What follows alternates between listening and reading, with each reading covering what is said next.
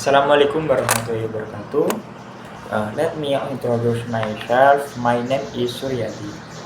My student identification number is 250709005. I am from the Faculty of Economics and Business. My study program is Islamics, Economics, and Finance. Today, I am going to present a biography of Sultan Muhammad al-Fatih, also known as Mehmed II the Conqueror. I hope you enjoy listening. Thank you. He studied Islamic sciences, jurisprudence, philosophy, mathematics, astronomy, and military strategy. He was fluent in several languages, including Arabic, Persian, Turkish, Latin, Greek, and Hebrew. He was inspired by the hadith of Prophet Muhammad about the conquest of Constantinople. This shaped his lifelong ambition. Early leadership. At the age of 12, he was placed on the throne for the first time when his father abdicated. However, due to political threats, his father returned to power. He officially became Sultan in 1451 after the death of his father. Despite his young Despite his young age, he reorganized the Ottoman army and navy with great leadership. The conquest of Constantinople, he prepared carefully for the conquest of Constantinople. He built the Umali history fortress on the Bosphorus to control sea routes. He strengthened the army and navy, reaching more than 100,000 soldiers. He also commissioned giant cannon, including the famous Basilica Cannon. The siege began on April 6, 1453 and lasted for 53 days. He used both land and naval strategies, including moving ships overland into the Golden Horn. On May 29, 1453, Constantinople fell to the Ottomans.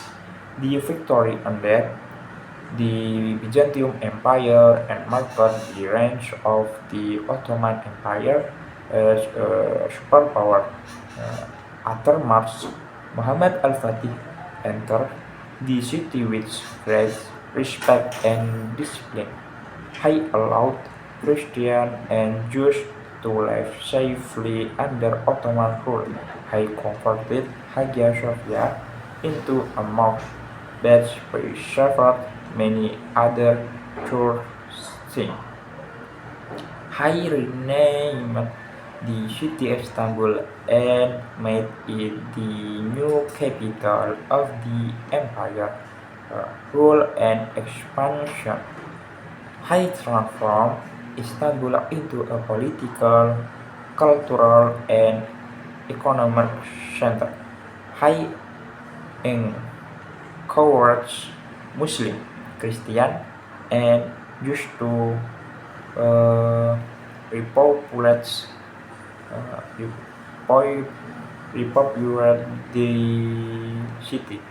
Uh, he is he expanded Ottoman territories by conquering Serbia, Bosnia, Albania, Wallachia, and parts of Hungary.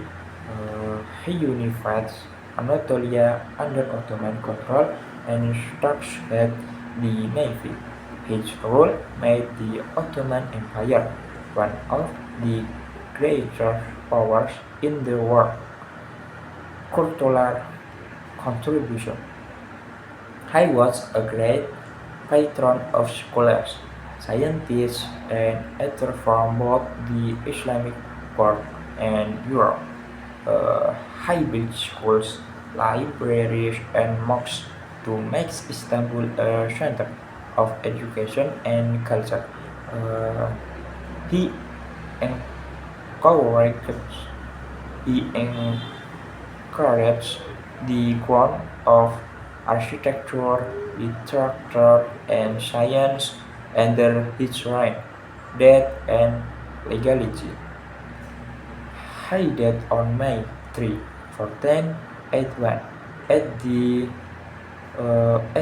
age of 49, while preparing for a campaign in Italy. He was buried in Istanbul, and his tomb remains a respected site today. Muhammad al-Fatih is remembered as a brilliant commander, a visionary, and a visionary leader. He fulfilled the prophecy of Prophet Muhammad about the conquest of Constantinople. His victory marked a new era in world history and made the Ottomans a global empire.